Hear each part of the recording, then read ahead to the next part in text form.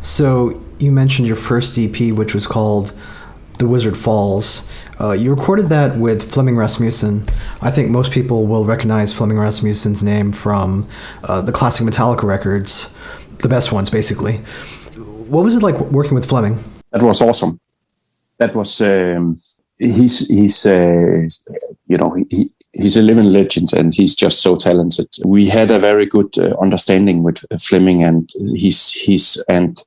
so on one hand, he's very good at understanding what the artist wants. So when we have our weird way of trying to say something that we would like it to sound like, non-technical ways, but in broader terms, he catches up and he gets it. And the other way around, he himself had very good visions and ideas about where to take music. So it was basically an honor to work with Flemming, and then he's done so much great stuff. So you also get very much inspired by all the good stories. So after a few years after the EP was released, you guys took on a new singer, John Aldara. John is known for Hamford and Barren Earth. How did he end up joining the band? When we had to find a new singer in 2017, we always visionized Iotunn as the one that could make this band complete. Because what we really wished for was a singer that combined charisma with good lyrics, and a singer that was able to perform very, very well like he does, and also a singer that would do anything vocally. We wanted this larger than life sound with this northern atmosphere put into it, like you hear in his clean vocals. And then beyond that, we just wanted craziness, screams, growls, spoken words, the yelling type of vocals. So we really wished for a singer that could be all over the place, just like the music is. And he can do that perfectly. So we really wanted him. And in 2018, in March, I think Jesper sent 3 demos to him. And it went pretty quick. From that point on, he just really liked what he heard and said, "I'm ready." And we said, "We are ready too." So he visited us in Copenhagen in June, and we discussed perspectives and band ambitions, and we just had a good time where we got to take the temperature of the entire thing, and that was the start of our relationship together in this band. And then what we did was that he came to Copenhagen for 10 or 11, maybe 12, I think, weekends from November 19 and during 2020, where we worked together, and he wrote the lyrics and came up with vocal lines and ideas and recorded it. And it was a fantastic experience, very inspiring. It was extremely spontaneous, which is great. And at the same time, because he came at weekends, so at the same time we had a very good time to go and listen to the music until the next time he flew to Copenhagen. And then we just went into this this creative storm once again, and it just worked out perfectly. Now, is John very involved with the songwriting? Does he have a lot of input? Yes, for this album, the debut album, not that much. The album were pretty much already written, and he didn't. And he liked it all, basically. So when he likes the stuff, he just say he likes it. He's very calm, so it's like that's good. So why change it? So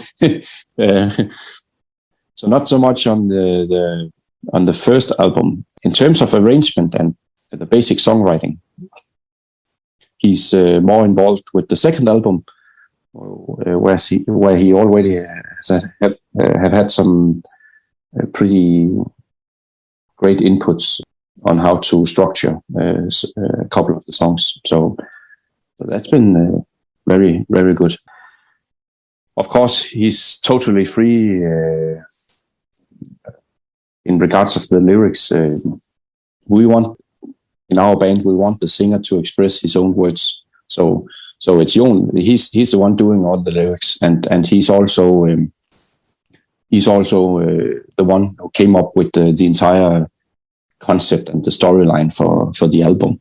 Yeah. So let's talk about this album, this first album. It's called Access All Worlds, and it was released in February of 2021 through Metal Blade. We talked a little bit about the songwriting and the process of you working with your brother and John coming in. How would you compare this album to the previous EP, The Wizard Falls? I think for people who listen to the EP and to the album, it's pretty obvious what the difference is. I like them both. But for me personally, I definitely, and I see ourselves as a band that evolves and gets better. So I find the Access All Worlds album to be more mature and to be more serious and grounded and to be more focused. And I see that album as more as one piece where I find everything to be as good as we could have hoped for. I mean, not knowing that much about your band, but the EP feels to me very like more of a classic heavy metal or classic 70s rock influence to it, whereas the album has almost this epic kind of verging into black metal quality. Do you know what I mean? Yeah, and I agree. Now, was that conscious? Did you guys want to go in this bigger, almost grandiose kind of cinematic direction? Yeah, yes, yes and no. It's I think on a lot of the stuff on the EP, the sound is figurating on the larger scales also, but a lot of the ideas that became songs on the debut album were written. Some of the ideas were written at the same time as some of the ideas on the EP. So it's, for me, it's just a natural evolution of our sound.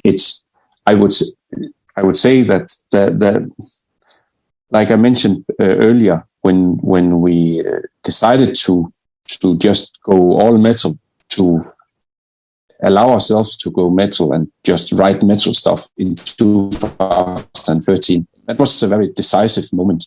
But from then on, everything has basically just been, a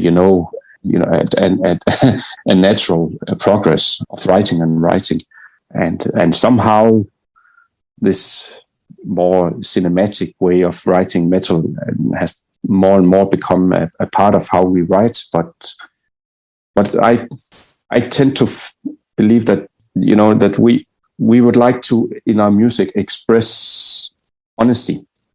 And that means that we don't want to, in our daily life, to go and pick flowers in a garden and then make albums where we praise evil. It's not honest. For us, we live pretty normal lives with ups and downs, and we know the extreme goods of life, and we know the dark sides of life, and life is a blessing at times, and other times it's a struggle. So, and to capture that entire energy, or that entire, to get a perspective of that, the entire picture, that is to me to grasp life with a seriousness. And that seriousness, we want that to be reflected in the music, so that the music naturally, just is an expression from us as the human beings we are and the lives that we experience. And that is involved in the writing process, for sure. So the music sometimes can be calm and beautiful, or it can be sad, and it can be bombastic or epic. It can be dark and bright, and we like, when everything is taken into consideration, we find, being a being. We find that too, and being a being in this context we are in this tiny little planet, in this vast cosmos, we find it all to be pretty extraordinary and pretty extreme, actually. So I think it's natural for us to express ourselves through pretty, epic soundscapes. But also, we are very much grounded on this planet. We are bound by gravity. We are sometimes bound by dark thoughts or struggles in life and stuff like that. So I think that's also a part of our expressions on the album, with the album at some parts being pretty heavy and pretty in your face and and tight and stuff like that. I don't know if it makes sense, but yeah, but, but there you go. Now, this philosophy that you just expressed about the ups and downs in life and our relationship to the rest of the universe, is it also expressed in the lyrics as well as the music? Yeah, I wouldn't. The music in itself, that's a pretty that's something else, because sound, the vibration of sounds isn't actually words. It's like an alternative language. It's something else. And it's definitely, for us, since we're musicians, something else that we need in our lives, because it gives us the satisfaction that we are able to express emotions through this language.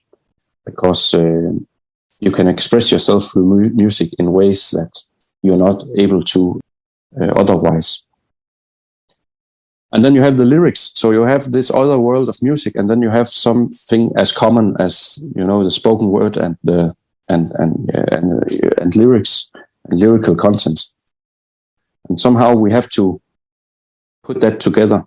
And as I said before, the music being what the music is, it's expressions, and we have to put lyrics in there. So the way we do make the lyrics is that Jon listens to the music, and then he just tells us what he hears. And with this album, he said, I hear a story about a planet, Earth, where the human beings are, put into a near-apocalyptic reality. And I hear them, a very committed staff of space travelers being on this spacecraft, going into the cosmos, searching for answers or searching for a new home. And we were like, yeah, sure, we hear that too. And then we just went for it. And for this album, yeah, like I said, storyline, the siphon. On the other hand, you have, you have this access into the storyline through the back door, from where you can view the entire thing in a totally different perspective. So instead of it being just a basic storyline, it's more like different analogies on that raises the basic themes about being human, about searching for answers, and about having questions, and about making decisions, and being in doubt, and about the infinite, and versus home, and the very singular. So you have all these contrasts in human life that I believe you can address on all individuals, or even maybe address on the humanity as such. So that's, I think, in terms of the lyrics on this album, that's the parallel dynamics we're dealing with. You have the sci-fi story, and you have all the basic themes that are that are raised, underneath, so to speak, underneath this storyline.